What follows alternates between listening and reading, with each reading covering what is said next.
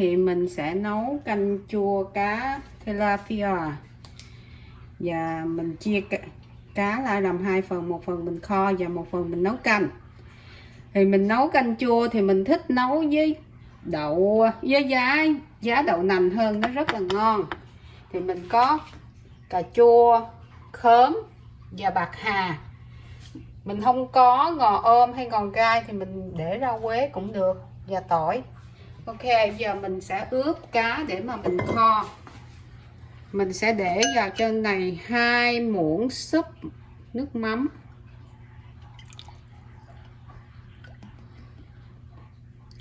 Ok.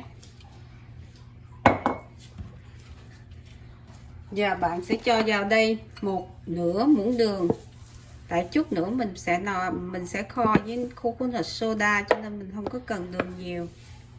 Nửa muỗng đường.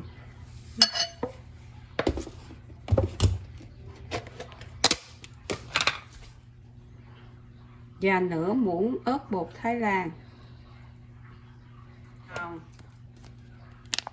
Nửa muỗng ớt màu.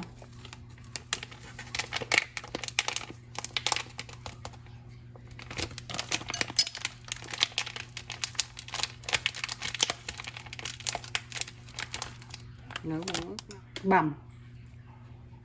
Ướp trong vòng 30 phút. Mình lấy cỡ 1,5 lít tới 2 lít nước ha. Mở lửa cỡ 8 và mình cho vào đây 1 muỗng nước mắm. Tại nước mắm mà mình cho vào sau nó chua lắm. Cho vào đây 1 muỗng nước mắm.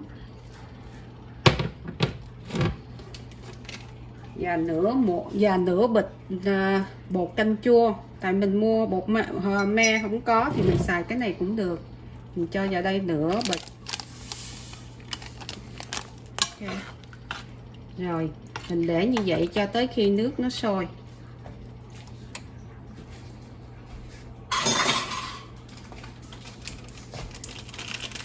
Nước đường để mà mình bắt làm màu á, mình thấy nó bắt đầu nó có màu cánh gián á, thì mình đổ vào đây một chút xíu dầu ăn.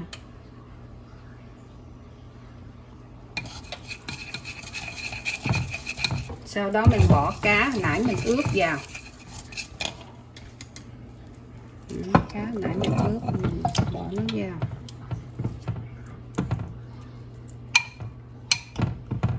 Mình dặn cỡ lửa 5,5 thôi.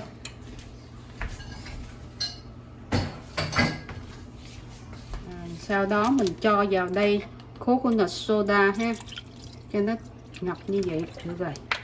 Ok, rồi xong mình mình đậy nắp lại, mình kho nó.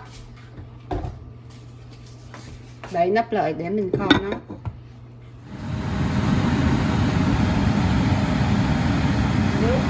Nước bắt đầu sôi thì mình sẽ cho cá vào.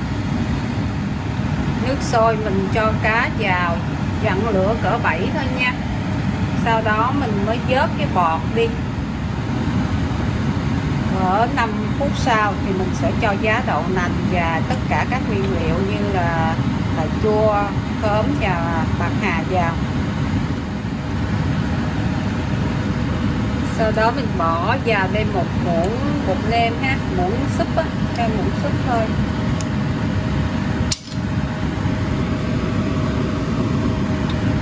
Và 1 muỗng canh đường.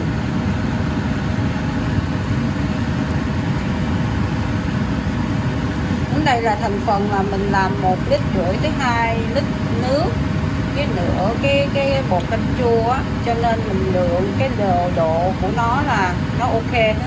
Bạn làm thêm vậy chứ không có ngọt đâu. Cái này nó chua ngọt mặn rất là ngon. Rồi mình chờ cho khi nào mà nó sôi lên á mình tắt bếp. Cá sau 10 phút mình lấy nắp ra, giờ mình dặn cái lửa ở 5 để cho nó riu nó săn cái cá lại. Còn nồi canh bên này á thì mình đợi nó sôi thì mình sẽ tắt bếp. Và nếu mà bạn cảm thấy mà nó hơi chua á thì bạn có thể thêm đường hoặc đường phèn cũng được. Sau đó nước nó sôi, khi nào nồi canh nó sôi thì mình tắt bếp. Ok, và nồi canh đã sôi mình vớt cái bọt và mình tắt bếp đi. Mình bắt cái chảo lên và mình để vào một chút dầu ô liu để cho nó hơi nóng nóng, mình đổ tỏi vào. Mình cứ thử tỏi cho nó vàng.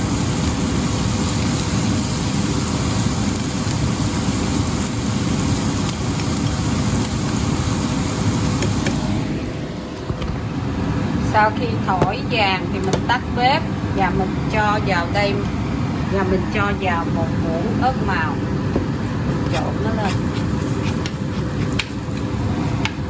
trộn nó lên. Cái ớt màu mà mình nói các bạn gọi ớt màu kim tự tháp. Và sau đây là nồi canh chua mình đã hoàn thành. Khi nào mình ăn mình múc ra tô thì mình bỏ ngò rau quế lên. Ok.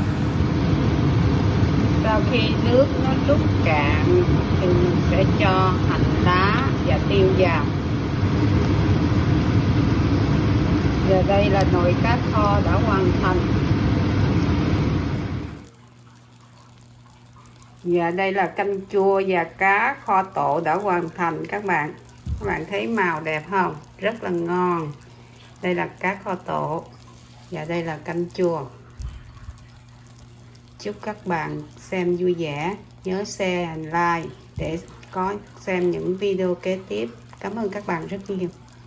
Bye.